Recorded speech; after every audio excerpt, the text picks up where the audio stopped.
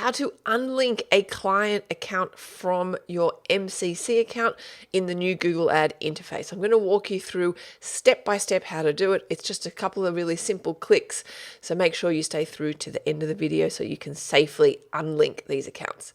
And don't forget, if you like this video, hit that thumbs icon and subscribe. Let's go do this. Okay, so here I am in my MCC account, and I actually got a sub MCC.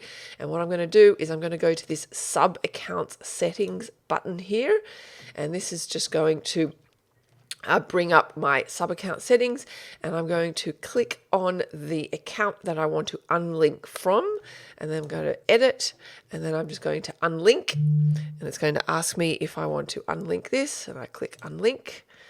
And there you go.